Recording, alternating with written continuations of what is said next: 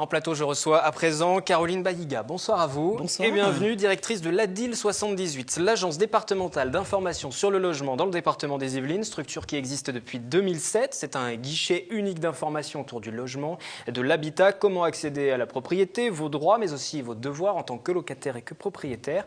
L'ADIL qui existe depuis 2007, à quoi sert véritablement cette structure? Quels sont les renseignements précis qu'on peut obtenir quand on se rend auprès de vos services? C'est très simple. Quand on se rend auprès de l'ADIL, on rencontre des conseillers juristes qui ont une formation de Bac+5 en droit immobilier et qui vous apportent toutes les réponses aux questions que vous vous posez sur l'accès au logement, par exemple, les problématiques de copropriété, des questions pour accéder à la propriété, comment acheter, à quel taux, se faire élaborer des simulations de financement. C'est annuellement 11 000 Yvelinois qui viennent désormais nous rencontrer tous les ans. 3 grandes missions, information, formation, observation également. Justement, peut-être sur ce point, on entend parler du ralentissement de la hausse des prix, des difficultés aussi pour les personnes qui ont des revenus beaucoup plus faibles pour se loger. Quelle est la situation dans les grandes lignes aujourd'hui qu'on peut faire sur le département? La situation dans le département, elle est un peu celle qu'on peut constater au niveau de l'Hexagone, c'est-à-dire qu'on a un ralentissement de toute l'activité économique qui porte sur l'immobilier, du fait de la disparition de certains outils qui permettaient par exemple à des primo-accédants, c'est-à-dire à des ménages qui n'ont jamais été propriétaires depuis 2 ans. Le prêt à taux zéro, par exemple, nous on a directement été impactés dans notre activité par la disparition du dispositif pour pouvoir acheter dans de l'ancien. Il faut savoir qu'aujourd'hui c'est un dispositif qui a été recentré dans le neuf. Mais au-delà de ça, on est confronté à un problème qui, lui, est majeur. C'est la difficulté, effectivement, à acheter avec des prix de sortie au mètre carré qui sont très élevés dans le neuf comme dans de l'ancien, puisque les Yvelines, c'est quand même, effectivement, un département très attractif. Il faut le reconnaître. Là, on est sur la question pour devenir propriétaire, pour acquérir véritablement. En ce qui concerne peut-être plus le logement social, le gouvernement qui fixe l'objectif de 150 000 logements sociaux dès 2013.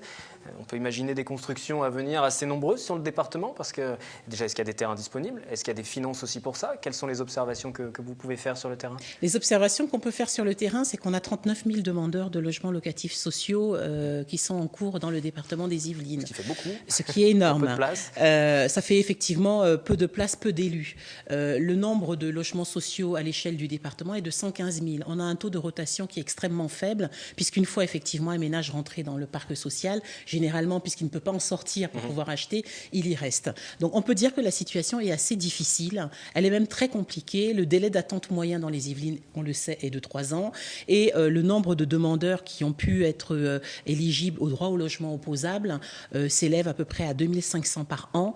Et le nombre de relogements est effectivement pas très élevé. Donc la situation peut sembler alarmante, mais je pense que tout est mis en œuvre dans le département pour pouvoir y remédier, à commencer par les politiques départementales qui sont mises en œuvre pour encourager effectivement les communes à pouvoir construire. Le problème, vous l'avez dit, c'est le foncier. Il faut ensuite trouver des terrains disponibles. Il y a eu de nombreuses polémiques ces derniers temps, ces dernières semaines, autour des logements décents, des tout petits logements, quelques mètres carrés, forcément très insalubres. Même la Fondation Abbé Pierre, qui a rendu son rapport il y a quelques semaines, 3,6 millions de personnes sont mal logées en France. Là aussi, même question. Dans le département, il y a des sites, des appartements, des logements qui sont insalubres, qui sont loués aussi.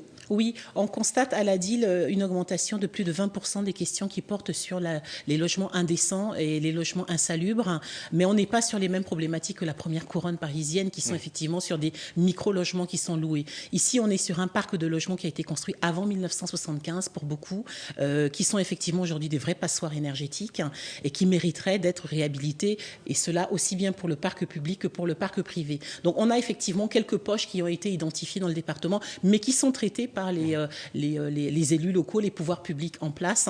Quelquefois, ça prend du temps, notamment quand c'est dans le cadre de certaines copropriétés, des laveries ou qui ont été transformées en chambres, par exemple.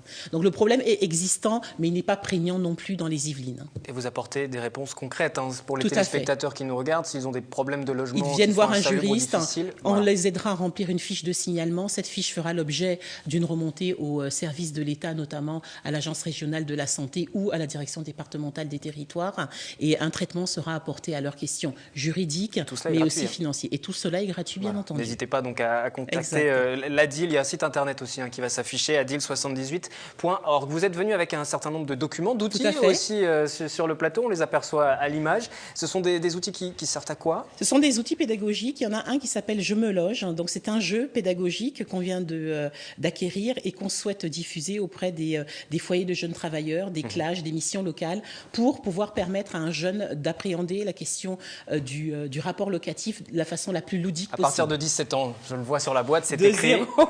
De 0, non. Voilà. De 2 à 77 ans jusqu'à 12 personnes. Ensuite, l'ADIL est en train de excusez-moi pour terminer, puisqu'on l'a pas bien vu à l'image, c'est sous forme de plateau de jeu. C'est sous forme de plateau de jeu, exact. Voici, forcément, donc c'est vous assez avez clair. un peu comme un Monopoly, des questions avec des thématiques, et vous construisez une maison. Donc le juriste de l'ADIL anime ce jeu, et ça permet d'appréhender des notions qui sont pas si simples que ça. Et puis c'est tellement plus simple d'apprendre en jouant plutôt que d'avoir une formation un peu rigide. Et c'est disponible auprès de vos services. C'est disponible auprès des services de l'ADIL. Auprès de l'ADIL. Alors le deuxième outil qu'on va publier dans quelques jours, c'est un guide. On vient d'en parler, Se loger dans les Yvelines. Je vais se présenter. Voilà, un double qui se décline effectivement en deux parties, une partie juridique, une partie pratique. On a recensé, en tout cas on a essayé d'être totalement exhaustif, la totalité de l'offre de logement disponible territoire par territoire. Vous cherchez un logement social, un logement privé, un logement pour un senior, un logement adapté à votre handicap, vous êtes jeune. On a essayé de recenser territoire par territoire la totalité de l'offre actuellement disponible dans le département. C'est aussi consultable sur votre site internet. Ça internet. sera consultable sur le site internet. Et en feuilletant, j'ai aperçu justement ces logements étudiants. On peut peut-être rappeler que c'est en ce moment qu'il faut remplir les différents dossiers sur les logements étudiants. C'est peut-être le moment ou jamais de le dire. C'est exactement le moment de le dire. Et je pense qu'il va sortir effectivement au bon moment. Il y a des difficultés encore aujourd'hui pour le logement étudiant. Oui, il y a plusieurs constructions qui sont en cours. À Eloncourt, par exemple, on en avait aussi parlé et on en reparlera prochainement. Oui. Il y a assez de constructions aujourd'hui? En tout cas, elles sont en cours et vraiment le département des Yvelines encourage vivement les collectivités à le faire et apporte une aide qui est sensible. Et c'est une problématique dont les élus se sont appropriés le sujet et ils essaient d'apporter une réponse. Vous parliez des élus. J'aimerais vous faire réagir juste pour conclure sur les différents ministères qui vont recevoir de Jean-Marc Ayrault, le Premier ministre, leurs directives budgétaires. La ministre de l'Égalité des Territoires et du Logement a d'ores et déjà indiqué qu'elle souhaitait moins de rigueur. Des économies seront faites, c'est une certitude. Est-ce que vous aussi, vous pensez, comme Cécile Duflot, qu'il faut des investissements, je cite, justes et de longue durée en ce qui concerne le logement?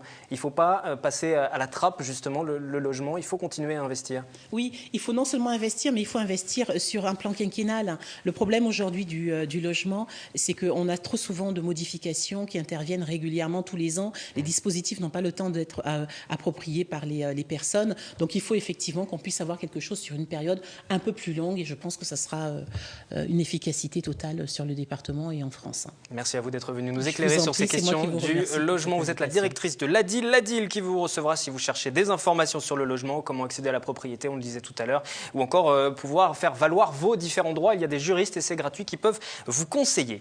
À suivre en ce 18 février, le sport, ce qu'il faut retenir des derniers jours dans le département, mais déjà une nouvelle crèche inter-entreprise qui vient d'ouvrir à Montigny, son nom Montipi. Elle accueille une trentaine d'enfants réservés aux parents salariés d'entreprises du quartier d'activité du Pas du Lac. Reportage.